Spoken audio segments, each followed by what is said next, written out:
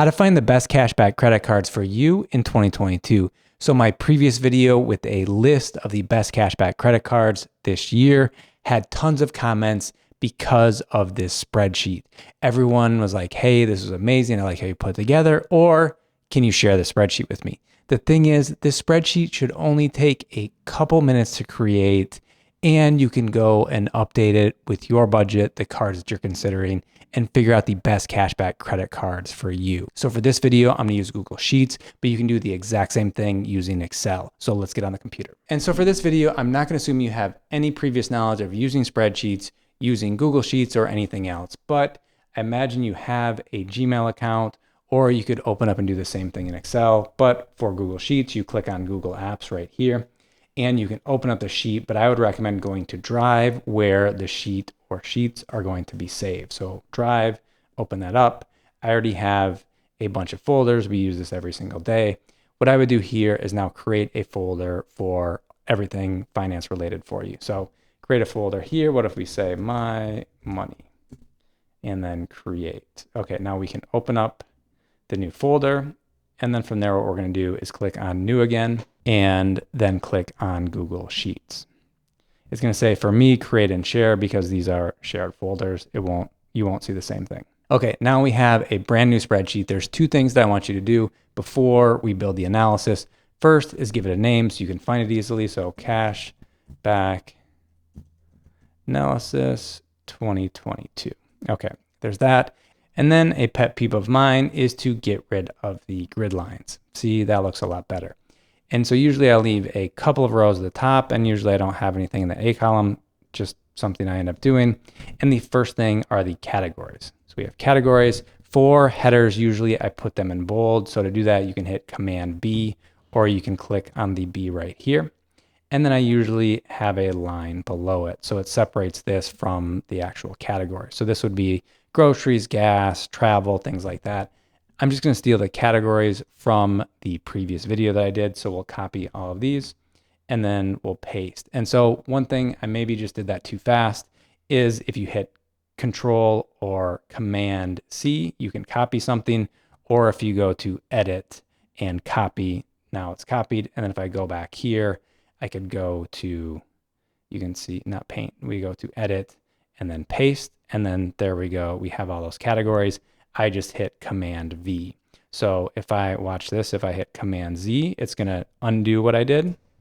And then if I hit Command and V, I'm using a Mac, it's going to paste them again. So here are the different categories. So what I ended up doing when I was creating this video the first time, there were a few categories I wasn't thinking about at the time. And so I had that budget within other. If you realize something similar, what you could do here, if you go to Insert and then Row, insert one row above, then we have another row here. So one thing you could potentially do here as a category are particular stores. So if you buy all of your groceries from Whole Foods, or if you buy a bunch of things from Apple, both of which are credit cards where you can get high cash back rates. So I could put Apple here and have that be as a separate category, knowing that I can get 3% cash back using my Apple card. Then the next thing I'm going to have is the spending per month. So I don't have to have something that's too wide as far as a column. So if I put spending per month like this, it takes up a lot of space. And so what I ended up doing is putting it spending per month. And then again, let's bold these, and then let's center it, and again, put the line here. One thing you can do, if you don't want to do this each individual time, you could just highlight as far over as you may end up using, and then actually make this bold, and then put the line below like so, and then it's just there when you start adding other columns later on.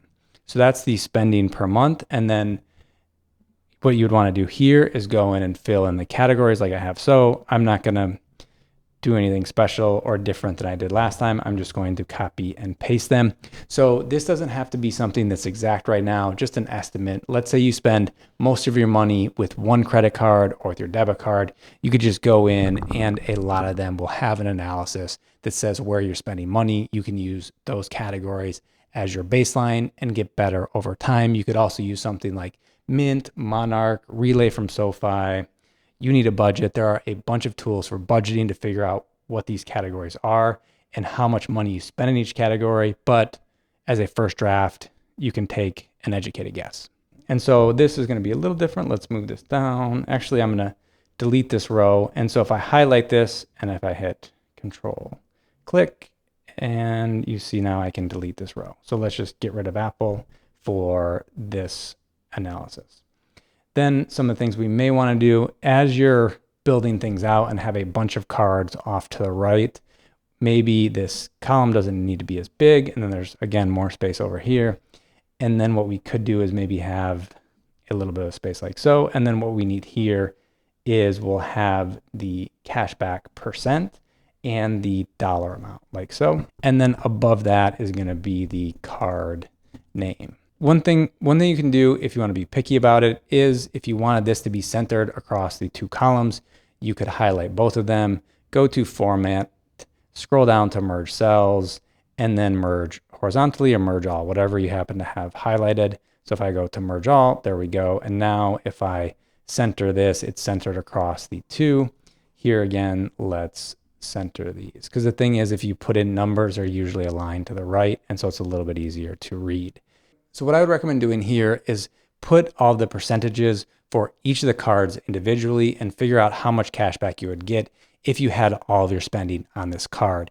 You may have several cards already that you're using for cash back, so this isn't something that you would actually use, but you have all the percents there, and then when you start combining cards later on, you'll have all of those numbers easily at hand. Okay, so to start this analysis, let's say the first card is the City Custom Cash card, City Custom Cash. Okay, so for this card, you get 5% cash back in one category, up to $500 per month, and then you get 1% on everything else. So what we would use this for is for groceries. We would basically max it out every single month, and then we would have 1% everywhere else. So a quick way to get this 1% everywhere else is if we highlight all of it, we have what we want in the top. What we want to do is fill down. To do that, you can hit Command T, and it just filled everything down like so.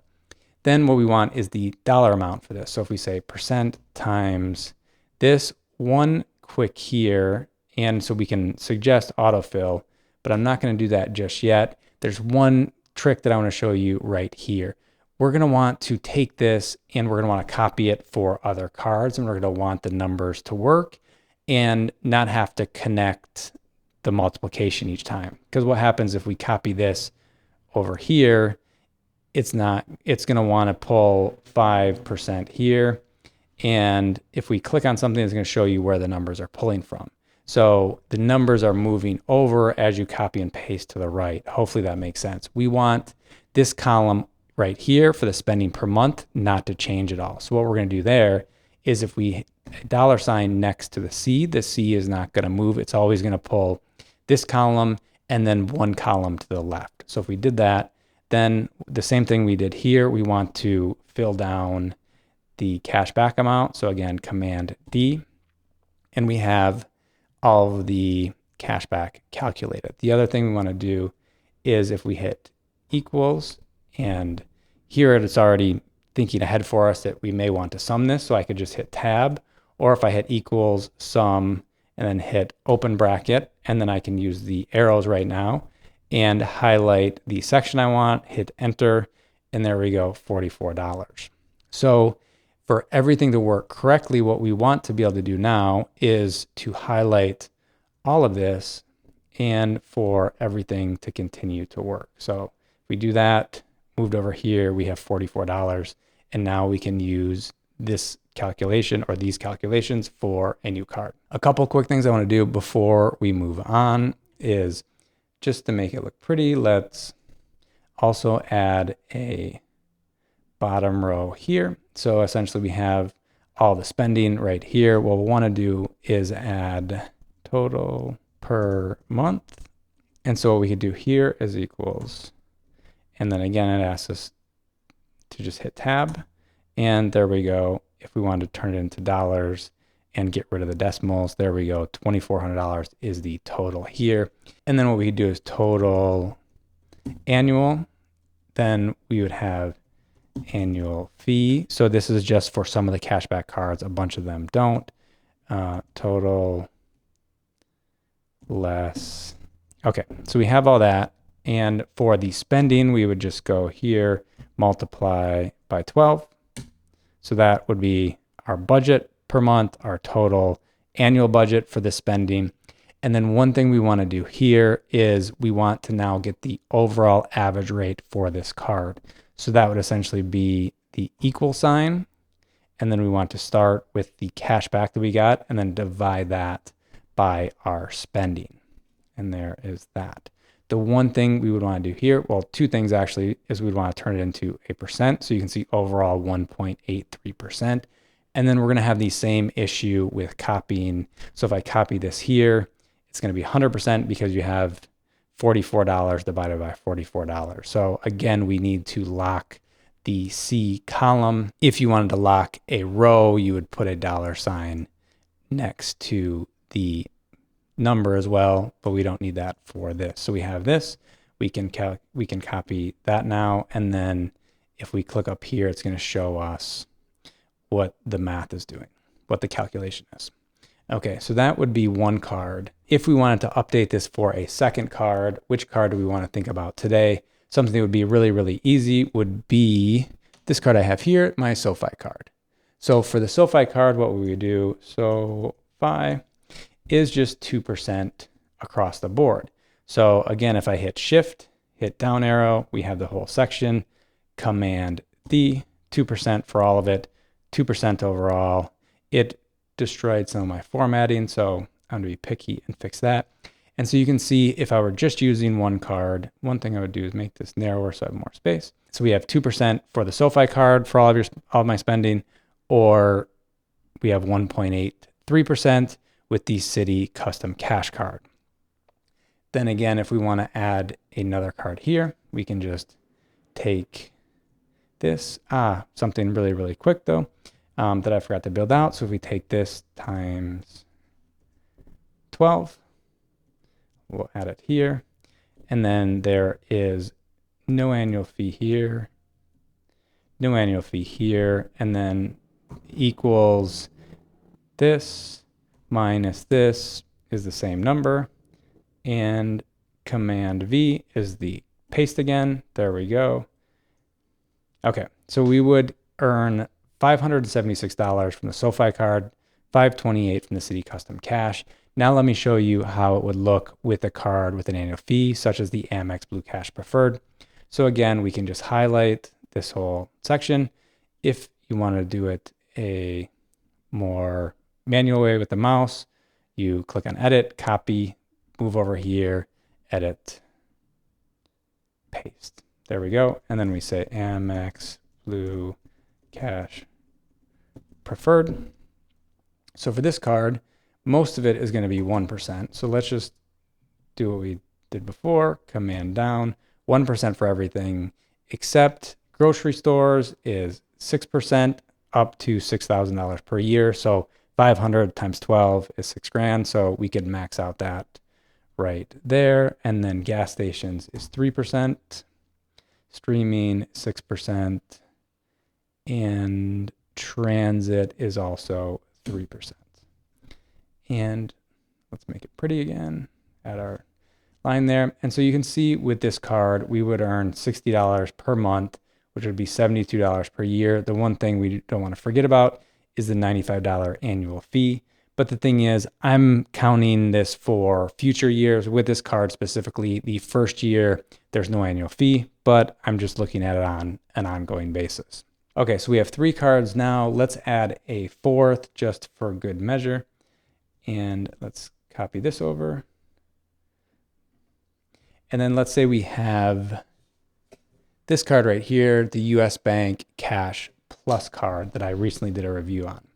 So this is going to be, to fix it, let's make sure it's all zeroed out at 1%.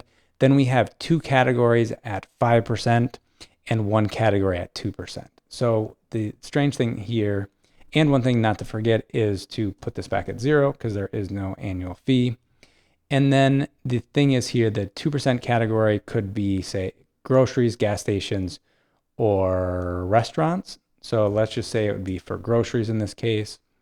And then restaurants, you can earn 5% cash back as one of the categories, but the thing is it has to be fast food. So if I ate at 100% fast food, I would get the 5% for the full $400. With this card, you get $2,000 per quarter of the 5% cashback categories, which is $667 per month. So I'm good there. So we have 400, and then we have another two something. So let's just put it for utilities. We have a little bit more than that, but you kind of get the idea. So with this card, as an example, we would get $636, which would actually be higher than the other cards. Now what I would recommend doing is copying this over one more time, and then we're going to leave one more column where we're going to get rid of that, and then we're going to say card. So for this, let's say we use these four cards together and figure out which categories we would use which card. So one easy thing to do to start out is, as a floor, we should never get less than 2% because we can get unlimited 2% with the SoFi card. So we could just put SoFi, and then I'm just copying and pasting a bunch of times. So this would be the scenario, 100% SoFi.